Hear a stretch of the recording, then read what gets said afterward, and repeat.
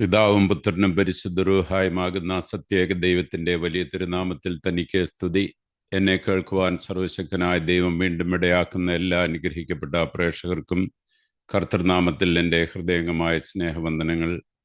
ദൈവഹിതമെങ്കിൽ ഇന്ന് നിങ്ങളോടൊപ്പം പങ്കുവയ്ക്കുവാൻ ഞാൻ ആഗ്രഹിക്കുന്നത് വിശുദ്ധമായ വിനയം, വിശുദ്ധമായ അനുരഞ്ജനം എന്ന വിഷയത്തെ പറ്റിയാണ്. പ്രിയ സഹോദരി സഹോദരന്മാരെ, ലോകം മുഴുവൻ മുറിവേറ്റ് കിടക്കുന്ന ഒരു കാലത്താണ് നാം ജീവിക്കുന്നത്.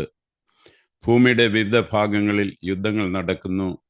നമ്മുടേതുപോലെയുള്ള ആയിരക്കണക്കിന് കുടുംബങ്ങൾക്ക് പ്രതിദിനം ജീവൻ നഷ്ടപ്പെടുന്നു.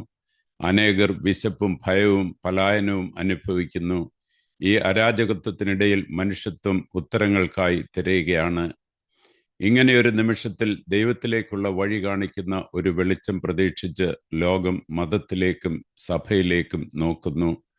എന്നാൽ ക്രിസ്ത്യൻ സമൂഹങ്ങൾക്കിടയിലെ തർക്കങ്ങൾ പരസ്യമാകുമ്പോൾ അത് അങ്ങേയറ്റം വേദനാജനകമാണ്. ആദരണീയരും വിദ്യാസമ്പന്നരുമായ വ്യക്തികൾ ലോകത്തിന് മുൻപിൽ പരസ്പരം വാദിക്കുകയും കുറ്റപ്പെടുത്തുകയും ചെയ്യുമ്പോൾ വിശ്വാസികളുടെ ഹൃദയം തകരുന്നു. വേദനിക്കുന്ന ഒരു ഹൃദയത്തിൽ നിന്നുള്ള ചിന്തയാണിത്. സഭ ഏതെങ്കിലും വ്യക്തിയുടേതല്ല, അത് ക്രിസ്തുവിൻ്റെതാണ്. ഭൂമിയിലെ ഓരോ ആത്മീയ അധികാരവും ദൈവത്തിൻ്റെ പഠിപ്പിക്കലുകളെയും കരുണയെയും വിശുദ്ധിയെയും പ്രതിനിധീകരിക്കുവാൻ മാത്രമുള്ളതാണ്. വിശുദ്ധി എന്നത് അധികാരത്തിലൂടെയല്ല, മറിച്ച് വിനയത്തിലൂടെയാണ് വെളിപ്പെടുന്നത്. ഈ വിനയത്തിൻ്റെ ഏറ്റവും വലിയ ഉദാഹരണം നമ്മുടെ കർത്താവായ യേശു ക്രിസ്തുവാണ്.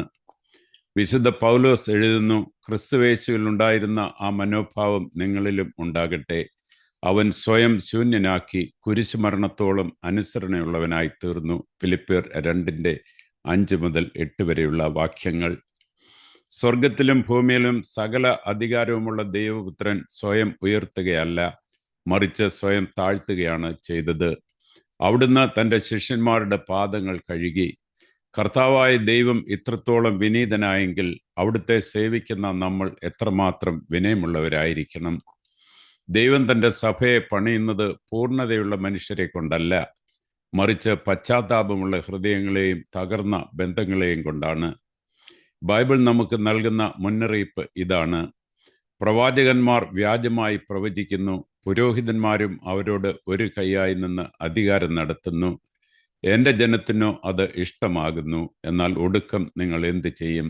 യെരമ്യാവ് 5:31. ആത്മീയ നേതൃത്വം എപ്പോഴും വിനയത്തിലേക്കും സത്യത്തിലേക്കും മടങ്ങി വരണം. എന്നാൽ ഈ സന്ദേശം നേതാക്കൾക്ക് മാത്രമുള്ളതല്ല. സ്നാനത്തിലൂടെ നാം എല്ലാവരും ഒരു രാജകീയ പുരോഹിത വർഗത്തിൻ്റെ ഭാഗമാണെന്ന് തിരുവെഴുത്തുകൾ നമ്മെ ഓർമ്മിപ്പിക്കുന്നു. അതുകൊണ്ട് സമാധാനത്തിനും ഐക്യത്തിനും വേണ്ടി പ്രവർത്തിക്കുവാൻ നമുക്കെല്ലാവർക്കും ഉത്തരവാദിത്വമുണ്ട്. തർക്കങ്ങൾ ഉണ്ടാകുമ്പോൾ നമ്മൾ എന്ത് ചെയ്യണം? ഹിസ്കിയ രാജാവിനെ ഓർക്കുക.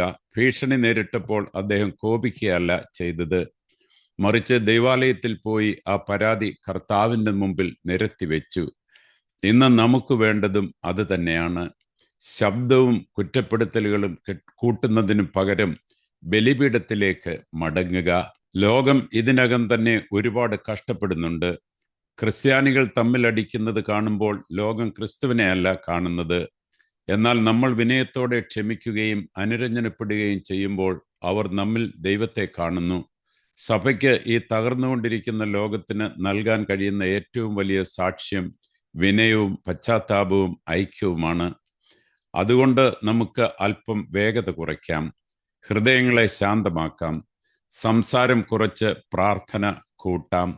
ഒരു ദിവസം നാം എല്ലാവരും ക്രിസ്തുവിൻ്റെ സിംഹാസനത്തിന് മുൻപിൽ നിൽക്കേണ്ടവരാണെന്ന് ഓർക്കാം.